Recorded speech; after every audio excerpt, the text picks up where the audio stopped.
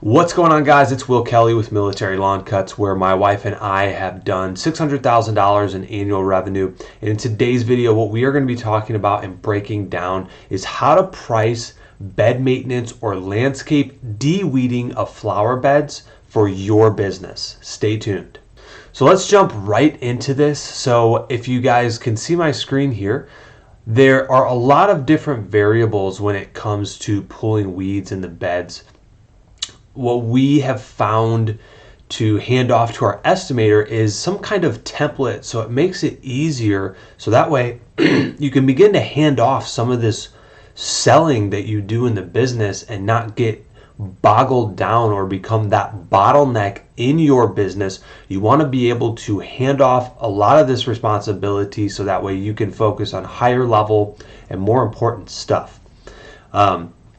So there's a lot of variables here. If you take a look at this kind of graph that we've put together, this is it's not completely filled out, but hopefully this will get some kind of basis for you, so that way you guys can see how we do this. But basically, going across this top here, every flower bed is different. So you may arrive there and less than 25% of it may have weeds and grass in it, or it might be from 26 to 50%. Once you get above 50%, it could be from half of it being weeds and grass all the way up to 3/4. And this 75% to 100%, these are your overgrown beds that have not been touched for months, maybe even years. But we basically break this down. So what we do is our estimator will bring a measuring wheel out to the property, and when they're doing an estimate, they will actually measure the square footage.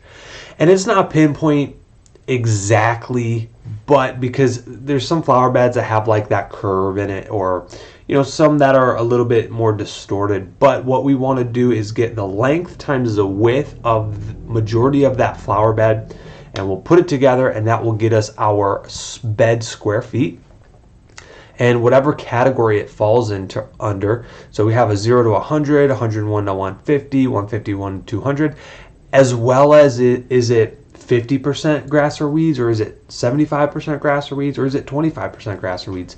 And from there, what we can do is figure out what the budgeted amount of hours it's generally going to take for that type of bed and how bad it is with weeds and grass. Now, what I do want to mention is this is not a foolproof template or pricing sheet, because at the end of the day, every bed is different. Every scenario is different. Every climate is different. What do I mean by that? We cannot just hand this piece of paper to an estimator and say, here you go do it. You can now do estimates. It's not that simple.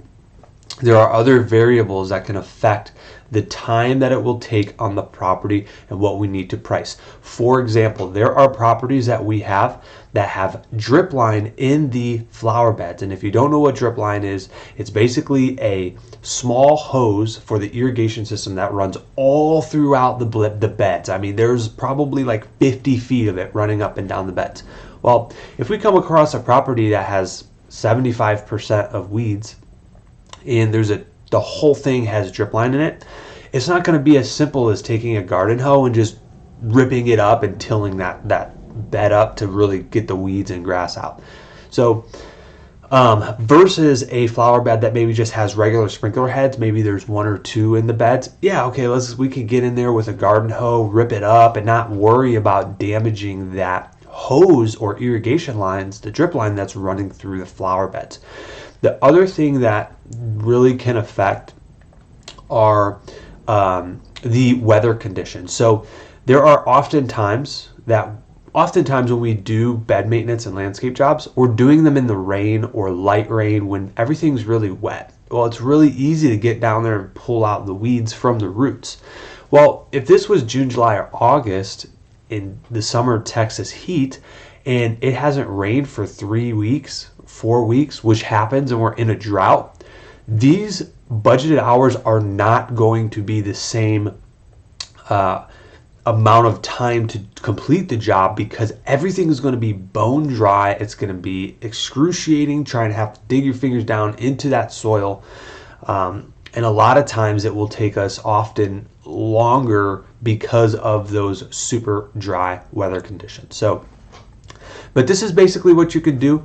If you guys want me to post this template for you, a blank template, so that way that you have it, I could definitely do that for you. But this is what we use for reoccurring bed maintenance pricing per visit.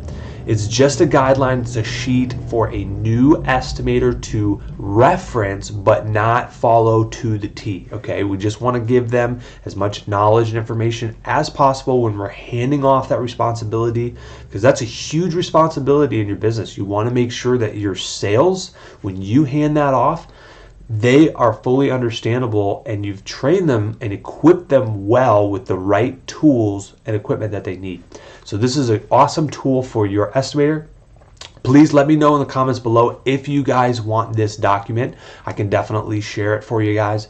But yeah, you can go through here, and every bed is different. I mean, we focus on small residential properties, so that's why the top is filled out. Okay, when you start getting into bigger beds or commercial properties and things like that, figure it out for you guys. How long is it taking? How long are your crews spending on your flower beds? If it's a 300 to 350, okay, the next thing it would be is like how much grass and weeds, what percentage of the grass and weeds are in the beds, and then go back. Okay, it took us 5 hours, so come in here and put 5 and monitor that. Don't just do 1 or 2. What you want to do is get a ton of data. You want to do 10 jobs that are between 300 and 350 and have all different scenarios of the different percentages of grass and weeds in the bed, so that way you can get accurate data. Every job's going to be different, but what you want is the average time it takes you. That is what you're looking for. So hope this helps you guys. If it did, smash that like button, and we will see you guys next time.